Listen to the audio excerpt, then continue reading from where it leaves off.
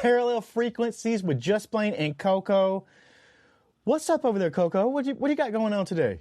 Nothing much. Just got a workout in this morning. So instead of my coffee, I'm doing my protein shake.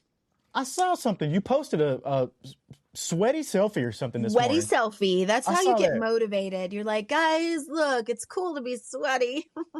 Is that a thing? Is hashtag sweaty selfie? Is that a real thing? If not, it could be. Could be. We could do that.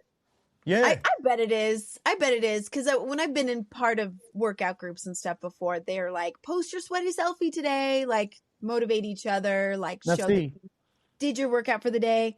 I've been trying. Now, see, I wouldn't know that. Gym person, so this is my effort. I wouldn't know that because I don't go to the gym. I don't do that. So I wouldn't know that sweaty selfies a thing out there. But so I'm doing it. I'm getting there. I'm doing the things. It's a boot camp, not really a gym. It's not quite like a normal gym. They have boot camps. So you go like a class and do what they tell you to do with a personal trainer for an hour or 45 minutes. Yeah. Well, that's incredible. Yeah, so it's my kind of jam. It's a little bit more high-fiving than I'm comfortable with. Oh, okay. Yeah. I'm still not used to that culture. So when they say, all right, you did it, turn to somebody next to you and high-five them, I'm like, oh, do we have to? Yeah, you're like, can I just do it to myself here? Like, yeah. Yeah, so what's going on today? You seemed a little more energetic over there. That's why I was... well, I didn't sleep well last night, but I'd like to think that the gym is helping give you... Yeah. I'm going to tell you, I'm a little bit energetic today as well. And that's because today is Survivor 50 Day. And I'm a huge Survivor fan. And I know I jumped the gun a couple weeks ago and was like, hey, it's starting tonight. Tonight's the night, I promise. I just looked it up. Time. Yes. And I can't wait. And I'll tell you, when we record another show soon, I will, after the first episode, I will make my prediction of who I'm calling the winner. And I'm pretty good. I've been pretty good over the years with picking a Survivor winner from the very first episode. So I'll do that. That's my favorite part of those type of elimination survival challenges is you kind of try to analyze and pick out who has the mental, emotional, physical, and skill sets to get it, right? To get there.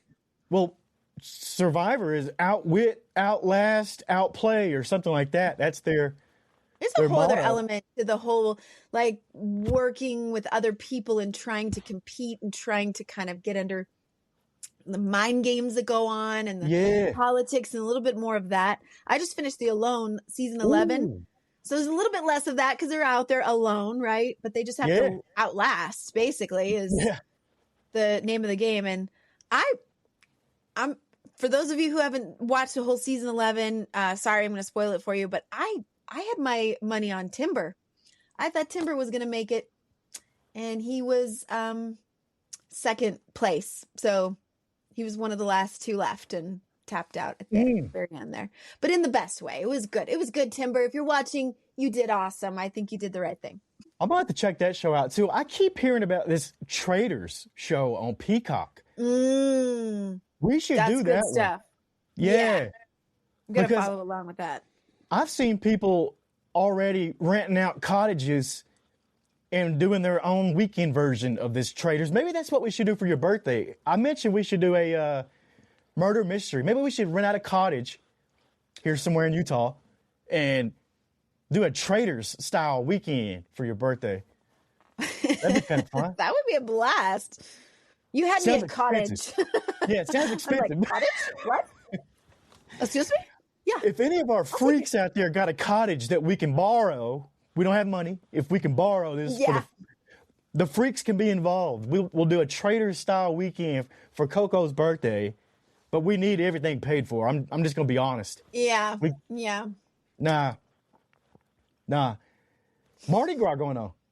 There's a party for you. Or is it over with? I think it was last week or something, but it goes forever. If you've ever been to New Orleans. I'm never totally sure. Yeah, you know, it's just, you don't know.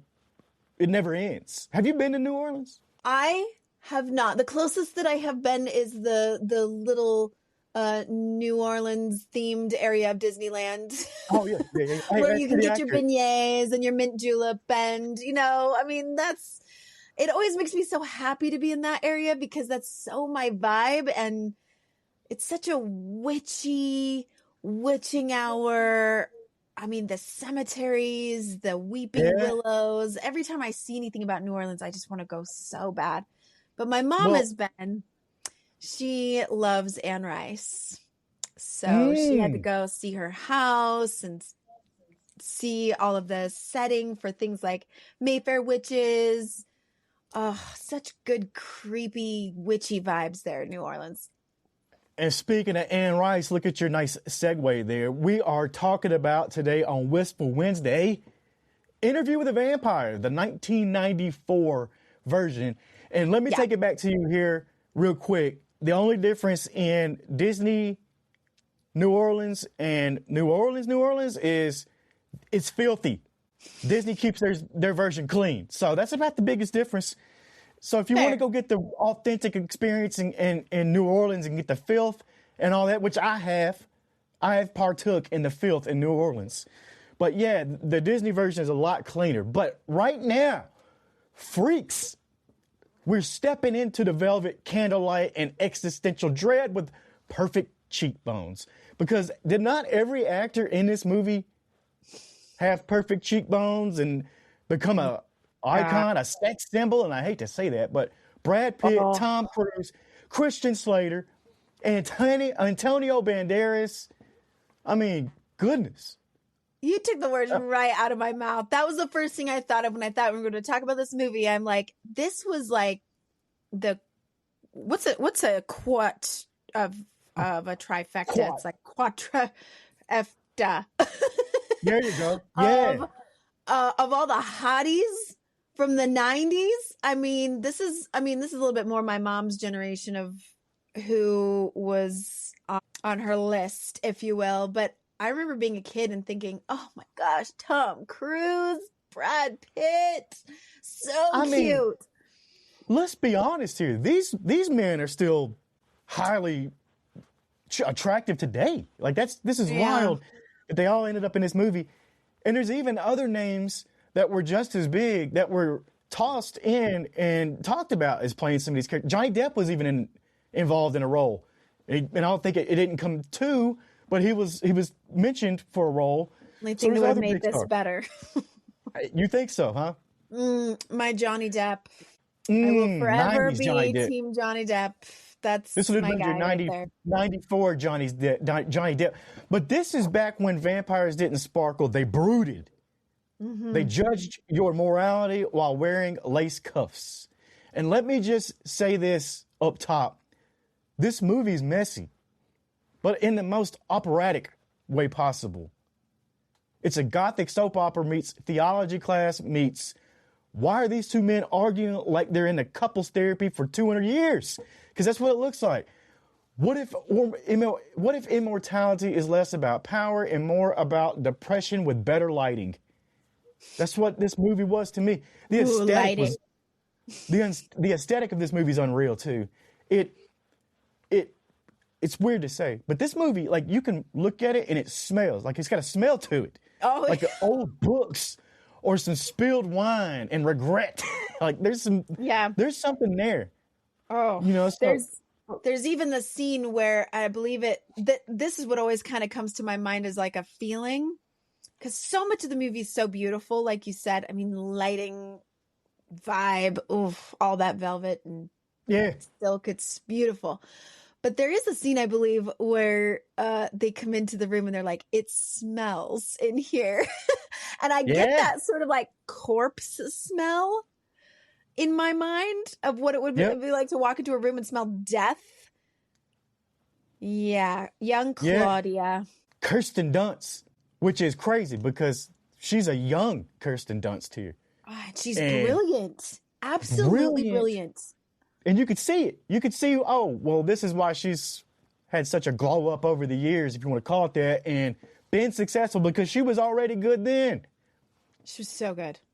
Christian Slater, a baby-faced Christian Slater, interviewing vampires like he wandered into Hot Topic before Hot Topic existed. That was crazy to me too. They doubted Tom Cruise and didn't think that he would be able to do Lestat. He crushed it. Yeah. He even got I believe, was it Anne Rice herself or somebody that gave a video review, and it's in the DVD. Remember when DVDs had special features and menus? This was one that had one. And it was a 2-minute apology to him, basically saying, hey, I'm sorry. You were incredible in this. And that's saying a lot, because everybody in this movie stood out. And I think a little bit of Tom Cruise's quirky weirdness that he has as an actual Tom Cruise, as an actual person, I think that played well with him for him here, because Lestat is a little bit out there, and you're it's a little scary, a little gives you the whoa, coming on a little strong kind of vibes, and it's let me break him down for you. Yeah, Lestat's the friend who ruins your life but throws in the incredible parties. He's seductive, theatrical, unhinged, but he's deeply lonely. And we've probably all known people like this. But that's what makes him dangerous. He doesn't want companion. He wants an audience at all times. And that's where the movie really gets spicy, because Louis wants meaning. Lestat, he wants this sensation. And when those two frequencies collide, you get immortality as a domestic argument. And that's where, like I said, this thing gets real conflicting. But what are you seeing in that? Because it was like long before Bella's Edward was a sort of tortured soul who wondered if his existence was monstrous or he was damned to hell. If there was a hell, is he already there? That kind of existential question about being a vampire, being an immortal who has to murder people for sustenance, so has to live, survive that way. You see that in Louis, right? And Louis is this tortured soul. He can't enjoy it the way Lestat does. He feels himself damned. And there's that whole, Queen of the Damned spin-off and tortured kind of gothic question about that's in that with. And I'm not sure Brad Pitt totally nailed that. Some say he's a little deadpan or he was phoning it in. But I think that you could argue that that's absolutely in line with what the character needed, too. I mean, Louis was the sad boy prototype. He was the original, I didn't ask for this protagonist. Becomes the vampire and immediately goes, oh, but what about my conscience? But I loved it. The what film have wasn't I really done? Yeah, this whole film, though, is through Louis, because it's not about all the blood and all that, like the other vampire movies. This one's about guilt, and that's what he feels. Like you've all of us freaks out there, you've outgrown a version of yourself at some point. You've looked back and thought, I don't even recognize that person. That's Louis for 2 centuries straight. And that's hard. Yeah. That's hard.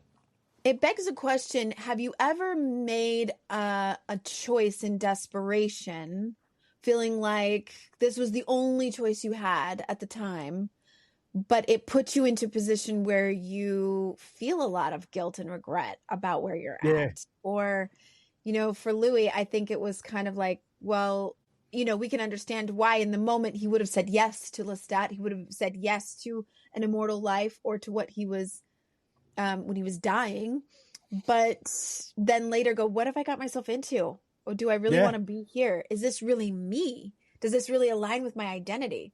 So I would love to hear those kind of stories too. I would love to hear the stories where I thought this was the only option I had was to do this, but I sold my soul for it and it wasn't worth it. Well, let's talk about Claudia, because Claudia is the real horror. She's a child vampire trapped forever in a body that won't grow, but a mind that absolutely will. So is that where this whole thing is the scariest part of the movie? Because she's being told who she is forever. That's got to be scary. If somebody told you that right now this is who you are forever, And I mean forever, because she's immortal and this and that. That would be terrifying. That would be, yeah, I can't even understand. I can't get that. I can't wrap my mind around that, because this is like version 8 of Just Blane, So Yeah. I would hate to have been stuck in version 1. Do we grow? So, that we don't know how it actually works. If the brain continues to develop into a mature brain, or how Claudia, but it's something that you don't think about. And I love that Anne Rice, in writing this story and how this character unfolds and the way it's represented in this movie, is that I remember the first time I saw it thinking, oh, it'd be great to be a kid forever, or to have a certain age where physically that's your physical peak, or according to society, that's your physical peak. For us women, it's like 18, 19, all of those romantic novels stop us aging there, because I guess that's when we peak. I'm not sure that's true. But let's say you could stop at 19, and then you could still have all the wisdom and experience of aging, living immortally, but you could be young forever. And then Claudia's experience is that you see where that tortures her, where she's never going to get to see herself as a grown woman, and she's never going to, so hence the keeping the corpse in her bed with her and hiding it under stuffies. It's a little unnerving. But yeah, she's kind of obsessing over grown women's bodies, because she's so infatuated with the idea that I'm never going to have that. I never get to reach that level. And then you see her just like throwing the biggest rage tantrum. Yeah, belligerent. You've ever seen. Rightly so. She has a right to be mad. She's like, I didn't ask for this either. This is not what I saw for myself. But that's what the question that the movie keeps whispering to you about is immortality a curse? If you live forever, would you still care? Mm-hmm. If nothing ends, does anything matter? I think this is one of those movies, too, that it hits you different in different times of your own life watching it. When you watch it and you're younger, you think this movie's sexy. Like it is. It's right. When you've lived a little, you realize it's more about grief. Louis is grieving his humanity, Lestat's grieving his loneliness, and Claudia is grieving a future she never got to have. That's a lot of that's scary and deep. Forever child, and never getting quite the privilege of adulthood, never getting to be in a space where you get to make your own choices about yourself. Yeah. She's always at the mercy of an adult, always needing to walk out in society and have to have the cover of, this is my adult. This is the guardian who makes the choices for me at all times. It just has to at least present that image to people for her to be accepted, walking around being a forever child. A forever child. And that's why Kirsten Dunst's performance, I thought back when I first saw it, and I was probably about her age that she is in this movie when I first saw it. And watching it now as an adult, I just am blown away at the ability for this child who is a child actor. She is not a 35-year-old playing a child so that she can show that wisdom and show that experience. She is a child who has to act like an old soul. And she nailed it. I mean, I just really cannot say enough amazing things about her performance here. How did they do that? It was, honestly, she outacted grown people who had hundreds of years of experience between them. And that's an incredible thing, an incredible feat, and played it perfectly. The whole thing, though, was total 90s energy, because we were obsessed with beautiful sadness. And that's what this whole movie is. Her eternal child, like I said, Louis, Lestat. It was big emotions, slow burns, huge monologues, great monologues, no jump scares.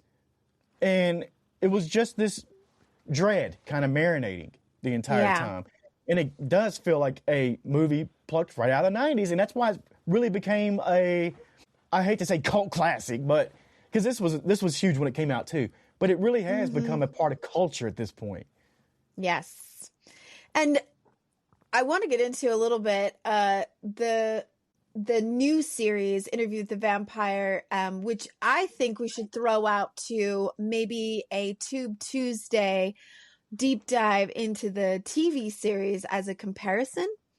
When I mentioned to my mom, who I know loves Interview with the Vampire, she wanted to name our dog, our family dog. She wanted to name him Lestat when we first got him, but she went with Louis. So we had Louis the dog as our childhood dog all the way growing up.